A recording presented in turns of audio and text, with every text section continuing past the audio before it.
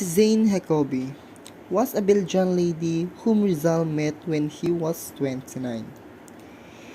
To somewhat economize in his living expenses, he left the expensive city of Paris and went to Belgium in January 1890. Along with his friend Jose Albert, Rizal arrived in Brussels on February 2 and stayed in a boarding house managed by two Jacobi sisters, Suzanne and Mary. Some references say Katerina and Susanna. It was said that Rizal had a transitory romance with the petite niece of his landladies, Suzanne. When Jose Rizal left her place, her dream was to follow him and to travel with the Filipino lover boy who was always in her thoughts.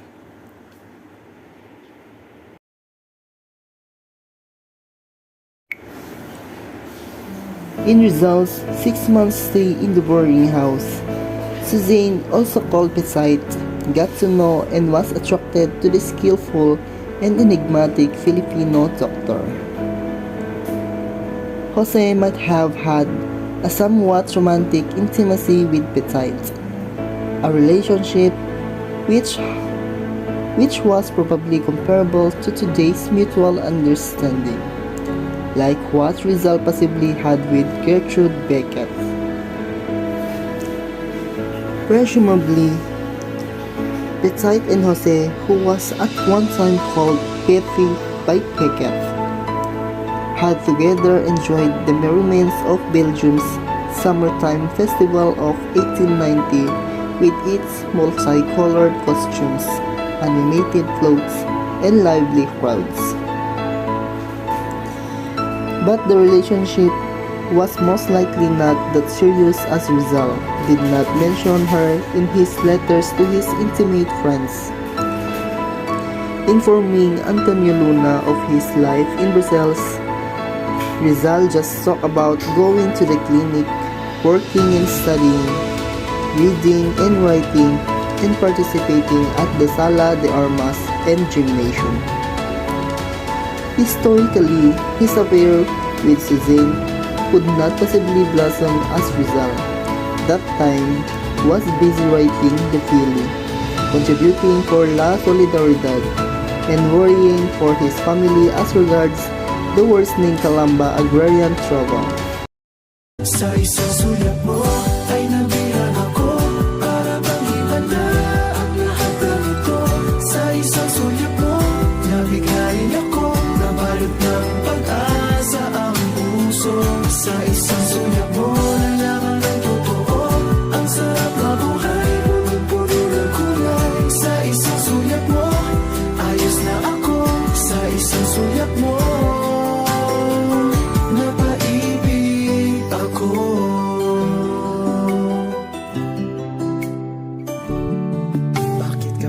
kasama kita, ang mundo ko'y nag-iiba.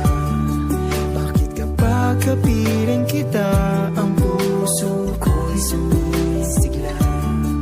Bakit kapag nandito ka, problema ko'y nabubura?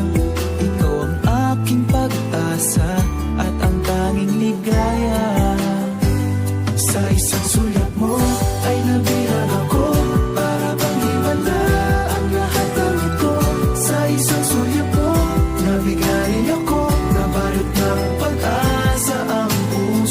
sa isang sulat mo, nalaman ng totoo, ang sarap na buhay, punong-puno ng kulay. Sa isang sulat mo, ayos na ako. Sa isang sulat mo,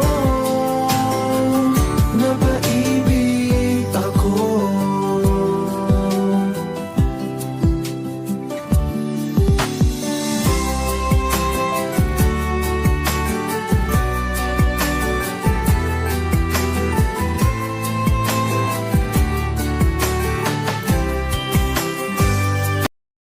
Suzanne shed tears when Rizal left Belgium toward the beginning of August 1890.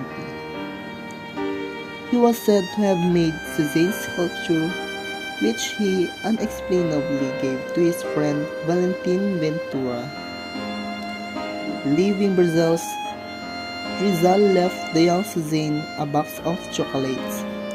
2 months later, she wrote him a letter, saying, "After your departure, I did not take the chocolate. The box is still intact as on the day of your parting. Don't delay too long writing us because I wear out the soles of my shoes for running to the mailbox to see if there is a letter from you. There will never be any home in which you are so loved as in that in Brussels. So, you little bad boy, hurry up and come back." In her another letter, she was mentioning of Rizal's letter to her, suggesting that the Filipino in Madrid probably replied to her at least once. From her letter though, we can glean that the affection was already one-sided. Where are you now?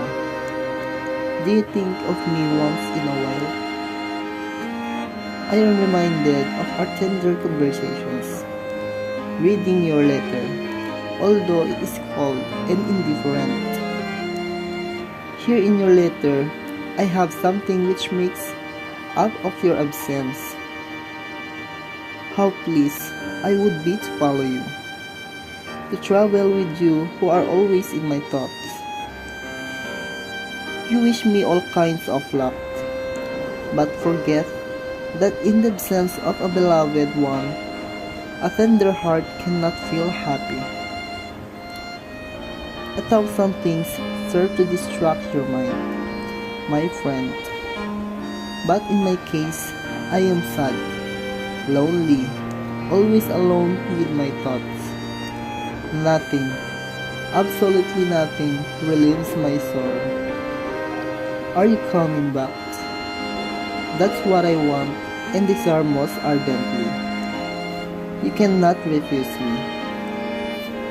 I do not despair, and I limit myself to murmuring against time which runs so fast when it carries us toward a separation, but goes so slowly when it's bringing us together again.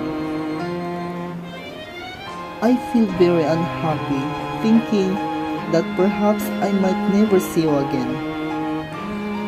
Goodbye. You know, with one word, you can make me very happy. Aren't you going to write to